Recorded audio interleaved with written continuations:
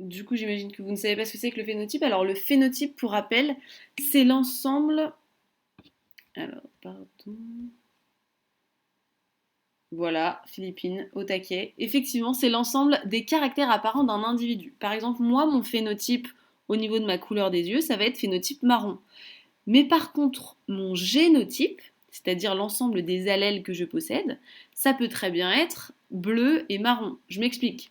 Si ma maman a les yeux marrons, elle m'a potentiellement transmis un allèle marron. Par contre, mon père a les yeux bleus, donc potentiellement, il m'a transmis un allèle bleu. Ce qui fait que j'ai sûrement un allèle bleu et un allèle marron. Comme l'allèle marron est dominant sur l'allèle bleu, ce sera lui qui s'exprimera, et donc mon phénotype, c'est-à-dire les caractères que je peux observer, sera marron, alors que mon génotype, c'est-à-dire les allèles que je possède, seront bleus et marron. Est-ce que c'est clair pour ça ou pas? Pour phénotype et génotype. Pas de souci particulier? Ok. On va juste revenir parce que c'est un terme qui porte un peu à confusion et que vous savez pas trop exactement ce que ça veut dire. C'est le terme caractère. J'ai une question par exemple. Donc le caractère, on dit que c'est des attributs observables, des attributs physiques observables chez un individu. Ça c'est la définition de caractère. Est-ce que donc la nationalité, c'est un caractère?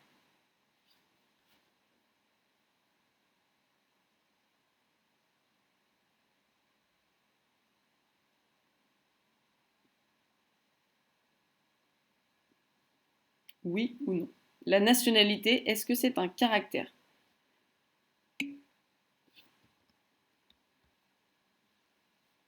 Donc Salomé, tu nous dis non. Clarisse aussi, très bien.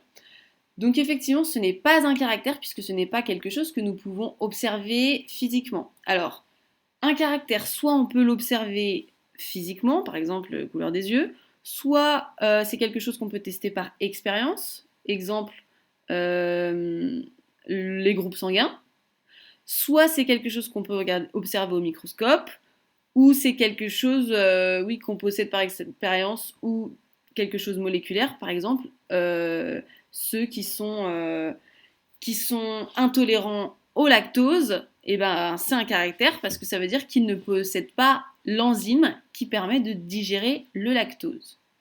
Donc voilà pour les exemples. Donc les caractères, c'est pas vraiment juste que ce qu'on observe, c'est aussi des choses qu'on possède mais qui peuvent être du domaine moléculaire ou qu'on peut regarder par expérience. Mais en tout cas, ce que ce n'est pas, c'est tout ce qui n'est pas quelque chose qui fait partie de vous physiquement. Par exemple, la nationalité, ok, vous êtes défini par votre nationalité, mais clairement, c'est en fonction des lois que nous, humains, on a mis en place. Donc ça n'a rien à voir avec le domaine de la biologie. Donc voilà pour ça. Qu'est-ce que je peux vous dire de plus qui serait important? Phénotype, génotype, c'est bon. Je vous ai mis, je vous ai remis définition gène, définition allèle quand même. Ah oui, homozygote et hétérozygote. Et bien si on part du principe que moi j'ai un allèle bleu et un allèle marron, est-ce que je suis homozygote ou est-ce que je suis hétérozygote?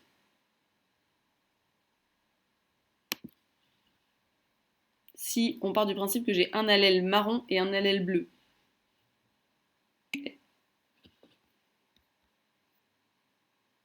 Très bien, je suis hétérozygote puisque j'ai deux allèles différents, en gros. Mes allèles ne sont pas les mêmes. Si j'avais allèle marron et un allèle marron, je serais homozygote. Je rappelle juste, hein, mais on a toujours un allèle qui vient de notre mère et un allèle qui vient de notre père. C'est pour ça qu'on a toujours deux allèles différents pour un même gène. Ok? Puisque lors de la fécondation, les chromosomes se retrouvent, 23 qui viennent du père, 23 qui viennent de la mère. Chaque chromosome de chaque père se retrouve, un qui vient du père, un qui vient de la mère. Petit rappel. Donc voilà pour ça. Je vous ai mis un petit peu comment on représentait les gènes. Hein. Souvent on le représente par une barre sur le chromosome. Et les gènes sont évidemment constitués d'ADN, pardon. qui contient 4 bases, A, T, G et C. Et si on a une mutation sur une de ces bases, par exemple si, je ne sais pas, on a un A qui se transforme en T, alors on peut potentiellement avoir un changement au niveau de nos allèles, on peut avoir un nouvel allèle. C'est comme ça par exemple qu'on passe d'un allèle marron, il y a eu une mutation qui a fait que ça a changé une partie du génome, ok, et on s'est retrouvé avec un allèle bleu. Est-ce que c'est ok jusqu'ici? Et là, on va passer à ce que vous deviez chercher comme définition. Ok, super. Alors, vous deviez me trouver 2 définitions. On va commencer par la définition de la sélection naturelle. Ce qui se passait, c'est que à un moment, il y avait un niaison qui devenait rouge. Première question. Est-ce que ce niaison est devenu rouge parce que l'herbe était rouge, ou est-ce qu'il est devenu rouge au hasard? Le fait qu'il soit rouge, c'est vraiment dû au hasard. Par exemple, il aurait pu être vert, il aurait pu être noir, il aurait pu être de n'importe quelle couleur. Ce qui se passe, c'est que les niaisons, ils ont des prédateurs là, qui s'appellent les caïds. Et à votre avis, lesquels, entre les niaisons blancs et les niaisons rouges, vont le mieux survivre? D'accord, les niaisons rouges, ils vont plus facilement pouvoir se cacher dans leur environnement. Donc potentiellement, ce sont les niaisons blancs qui vont se faire manger. Donc, au fur et à mesure des générations, à votre avis, quelles liaisons vont le plus se reproduire? Donc, ceux qui vont survivre le plus vont être les rouges, donc c'est eux qui vont se reproduire le plus, et à la fin, dans la population, il y aura donc plus de niaisons rouges que de niaisons blancs. Donc ça, c'est très important. Le truc qu'il faut vraiment retenir, c'est donc que les êtres vivants, et ça, faut le retenir, la phrase, ne s'adaptent jamais à l'environnement.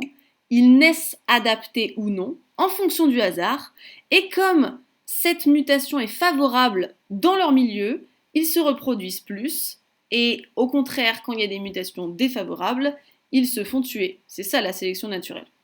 Mais au cours du temps, il peut y avoir des mutations à cause de l'environnement sur une espèce. Alors, les mutations qui peuvent être produites, ce sont des mutations au hasard, ça veut dire qu'elles ont... C'est-à-dire que c'est pas parce que l'herbe est verte que ta mutation va entraîner un changement au niveau de la couleur de peau. Les mutations que peut influer l'environnement, en gros, par exemple, souvent tu as des mutations qui sont spontanées, hein, c'est dû à des corrections au niveau de notre ADN. En gros, quand l'ADN est copié, il fait des erreurs, okay, ce qui provoque des mutations. Sinon, il y a un deuxième facteur de mutation, c'est par exemple les rayons ultraviolets. Okay, donc ça peut provoquer des mutations. Mais attention, les mutations, même si elles sont provoquées par les rayons ultraviolets, donc qui proviennent de l'environnement, ce sont des mutations qui ont lieu quelque part, mais au hasard sur notre génome. Ce ne sera jamais des mutations qui vont induire quelque chose de spécifique parce que l'environnement était de telle manière. Donc, la dérive génétique, là, en fait, contrairement à la sélection naturelle, on ne parle pas d'allèles avantageux ou d'allèles désavantageux. C'est-à-dire qu'on s'intéresse à des allèles qui ne sont ni l'un ni l'autre, c'est-à-dire qui potentiellement ne seraient pas soumis à la sélection naturelle. On imagine par exemple, je ne sais pas si je prends la forme de l'oreille, qui n'aurait pas d'impact sur l'ouïe, juste la forme, et en partant du principe que on ne drague pas avec nos oreilles, donc potentiellement que ça n'aurait pas d'influence sur la façon dont on attire les individus du sexe opposé, et donc que ça aurait un impact sur notre reproduction. Si on part du principe vraiment que ça n'a pas d'impact sur la sélection naturelle, on peut avoir, de façon au hasard, vraiment là, plus ou moins de gens qui ont peut-être des oreilles carrées ou des oreilles rondes. Et ça, c'est en fonction du hasard, c'est-à-dire est-ce que les deux individus avaient cet allèle et du coup l'ont transmis à leur descendance ou pas. Sachant que plus la population est petite, plus la dérive génétique va être importante. Je m'explique. Imaginons, on est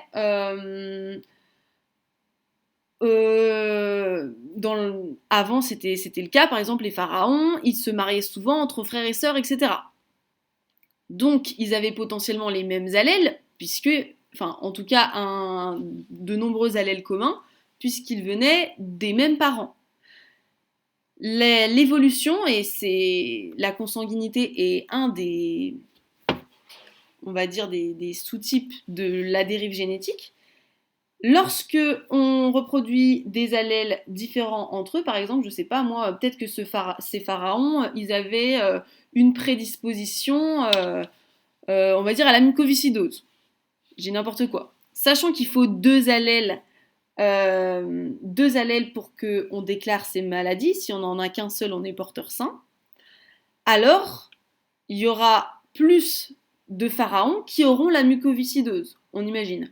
Non pas parce que c'est un avantage évolutif, mais parce que vu qu'ils se reproduisent que entre eux, donc dans une petite population, il y a moins d'allèles présents, et donc potentiellement il y a des allèles qui seront désavantageux, qui vont avoir une proportion plus importante dans la population. Est-ce que ça c'est clair? Nickel. Donc je vous ai aussi mis la spéciation, qu'est-ce que c'est? C'est au bout d'un moment quand il y a deux populations qui évoluent de façon séparée, parce qu'il y a une barrière géographique ou une barrière comportementale, quelque chose d'autre, ils vont devenir tellement différents qu'au bout d'un moment, ils ne pourront plus se reproduire. Et donc ça devient deux nouvelles espèces.